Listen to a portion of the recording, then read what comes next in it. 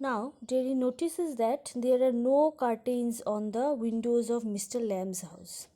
Mr. Lamb replies that he is not fond of curtains because they shut things out, and he likes to see the light and the darkness and to hear the wind. So, there is no curtain in his house. Jerry also says that he likes to hear the rain falling on the roof. Mr. Lamb says that Jerry is not lost. It means that there is still a sensitive part in his heart, but it is hidden because of the bitterness. Jerry tells Mr. Lamb that even his family has pity on him. They think about his future and what will he do with that face. Uh, they feel that it would be difficult for him to go on in his world with a face like that. Mr. Lamb shows him that he is better than all the rest. He can live his life easily like others do. Jerry asks Mr. Lamb if he has any friends. Mr. Lamb tells him that everyone in his friend is his friend. Even Jerry. Jerry is confused and asks him how they are friends when Mr. Lamb does not even know his name. Mr. Lamb explains that names don't signify anything. To him, being friends does not mean that you should know all the details about a person. At this point, Jerry chooses to tell him his name. He says it's Derek, but hates being called that. He wants to be called Jerry only. Jerry tells Mr. Lamb that he hates some people. Mr. Lamb says that hatred is more dangerous than the acid that burnt his face. Jerry narrates another incident about the time when he returned home after the accident. He heard someone say that he would have been better in the hospital with other like him. Mr. Lamb contradicts it by asking what kind of a world would that be. Jerry is amazed and asks how he understands all these things. Mr. Lamb replies, watching, listening, and thinking. He understands everything by watching, listening, and thinking. So these are very important things in our life. Watching is important, listening is also important, and thinking is more important. Now, Mr. Lamb tells Jerry that he can come and go in his house as he wishes. Whatever belongs to him belongs to everybody. Jerry tells Mr. Lamb that his friends would run away at seeing Jerry's face.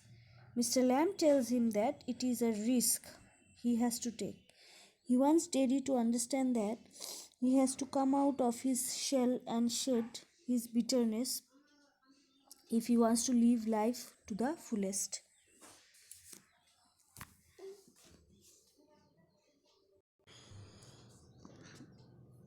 Jerry and Mr. Lamb, how he is going to get the apples down since uh, his leg is blown off and he wears a tin leg.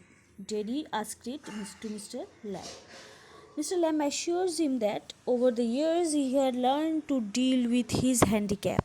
Jerry says that he could help him, but his mother won't allow him to come out once he gets home. Mr. Lamb tells Jerry that it is not Jerry's mother, but Jerry's bitterness and hesitation that won't let him go out. Jerry tries to give a reason by saying that people worry too much and his house is there miles away, 3 miles. Mr. Lamb excites Jerry by saying that he is a young boy and he could do anything if he chooses to. The power of choosing what one wants lies in one's own hands. A small altercation takes place between them. Mr. Lamb says that Jerry does not have the guts to fight the odds. His burnt face is just an excuse. Jerry becomes infuriated and mocks the tin leg of Mr. Lamb. He promises to return to the garden. Now here, Jerry chooses for himself that the second scene begins in Jerry's house.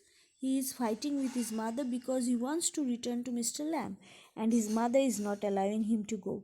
She says that she has been warned by many people that Mr. Lamb appears to be an eccentric, but Derry insists that he wants to go.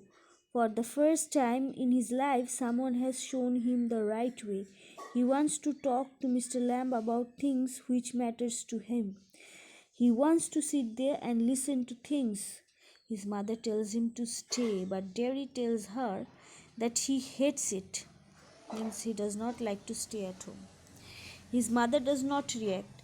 She simply tells him that he is bound to say such awful things because of his face. Derry strongly replies that he does not care about his face anymore. The transformation has begun. From that point, the transformation of thinking has just begun. Derry started thinking positively. Derry is a changed person now. The final scene shifts to the garden again. Derry reaches there out of breath and he finds Mr. Lamb lying on the ground. And he has been trying to pick the apples off the tree when the ladder has slipped and he, all along with it, has fallen on the ground. Derry tries to awake him, but Mr. Lamb is unmoving. He is probably dead. Derry has lost his friend, only friend, and he begins to cry. Mr. Lamb was able to do what he has been trying. He has taught Derry how to live.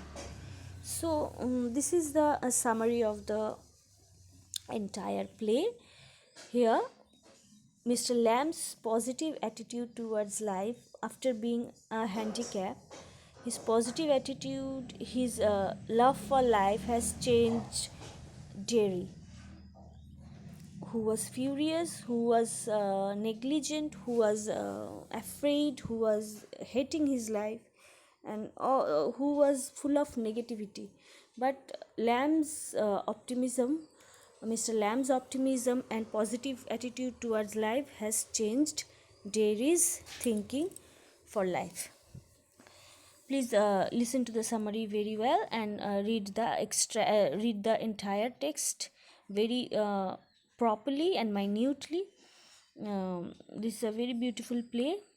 We can come to know many things about life from the play. Thank you for listening, and just please go through the entire chapter after listening the summary. Good day.